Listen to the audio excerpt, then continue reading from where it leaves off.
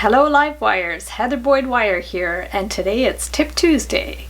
I saw this in a toy store and I didn't know what it was, but it's a ring that you can roll down and up on your finger, and it's a sensory finger acupressure massage ring.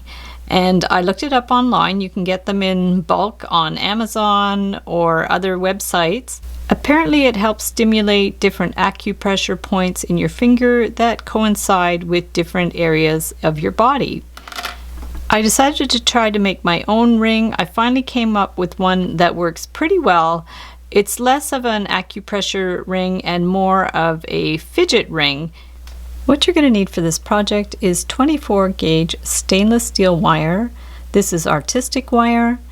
You're going to need cutters, flat pliers, round pliers, and these are the Wubbers square pliers, a 5mm size. I made a few prototypes for this. One of them was made with the triangular mandrel, and I tried with a thicker, like a 22 gauge artistic copper wire. It didn't really rotate on the finger. I also tried to make a spring with the end of a knitting needle or crochet needle, so it's more like a round coil, but that too, it didn't really work so well. I also tried to stack these stir sticks and wind the wire around, but the wire stuck and I couldn't get it off. Same for this square wooden dowel. I tried it and the whole thing got really distorted. You can buy square plastic rods that are used for architectural model building. I've actually ordered some and I'll let you guys know how they work out. The other thing you can order online are metal stamping bars that are used for pendants. They come in 3mm and 5mm widths. I'm going to take 40 inches of the 24 gauge wire and I'm just going to hold them on the pliers, and I'm going to bring this one around just like this. And you want to tug it a little bit as you go, push it down to make sure these little corners are sharp, and we're just going to keep going around. The wire is quite long, so it'll take a little bit of time. You can straighten it out as you go. You're better to use at least 3 feet of wire, because any less than that, it's not really dense enough. So just keep going around like this, and as you get towards the end of the pliers, you can just push it down as you go and keep winding. And be careful not to overlap the wires. Once you've used all the wire, just push it together a little bit, and now we're going to remove it from the mandrel. And then what we want to do is take this wire here and just do a little bit of a loop. So we're just going to hold our round pliers, bring it around. And we don't want a very big loop. You could push it in a little bit, bring the cutters in there, and cut it flush. And then we'll just press it down flat, and then we're going to go over to this side, bring this towards the middle, and then bend that out at a right angle. You might have to stretch it out a little bit depending on how big your ring is going to be, and then we're just going to take this one and stick this wire through that loop.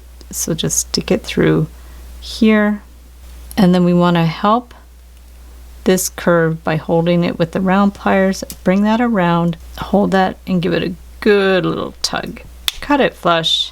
Then we want to pinch that in so it's flush. You don't want that coming undone. The steel wire should hold in shape. You can always pinch it in a little more if you need. And then when you put it on your finger, it's going to roll up and down. It works well on your thumb as well. And if it gets stretched out of shape, just go ahead and pinch it in again.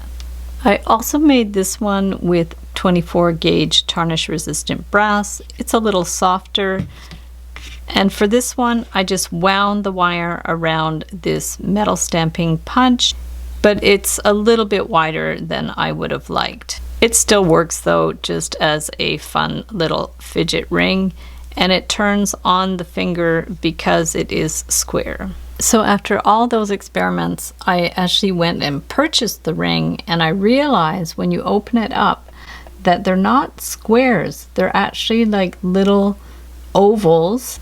It's a very, very stiff wire, and after they've been wound around this oval shape, they kind of like disperse like this, and it's almost like they're at different levels.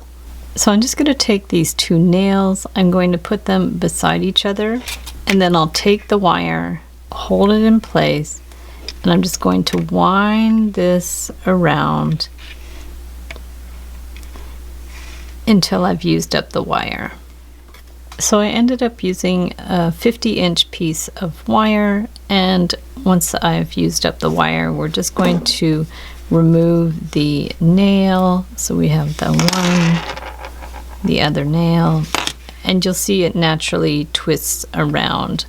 We'll just do like we did before. We'll take the end, make a little loop, clip it, pinch it in so that loop is closed. And we'll take this one, bend this up at an angle, and we'll just take this and put it down through that one. Help this one out with the round pliers to bring it around.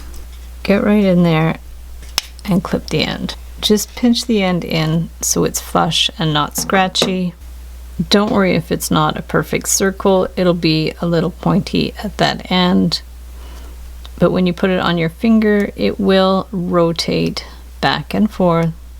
So here's the original one. Here's the one I did with the square shape and the one with the two nails. You'll see the original one squeezes more on the finger. The one done with the nails works pretty well. It doesn't really squeeze the finger, but it's fun to play with. The one done with the square wire doesn't really squeeze the finger much, but it works well as a fidget ring. So thanks so much for watching the video. Give it a big thumbs up if you liked it. Be sure to subscribe to my channel for lots more wire art and jewelry making videos. Hit the notification bell to be notified when I go live and when I post new videos. And if you'd like to share photos of your wire art and jewelry, be sure to join the Wire Makers Club on Facebook. And if you'd like to check out my work on Etsy, my husband and I specialize in custom wedding cake toppers and funky jewelry. I also have a mailing list, so if you'd like to sign up below, I'll send you my Wire Art Essentials ebook. So thanks again for watching, and we'll see you the next time.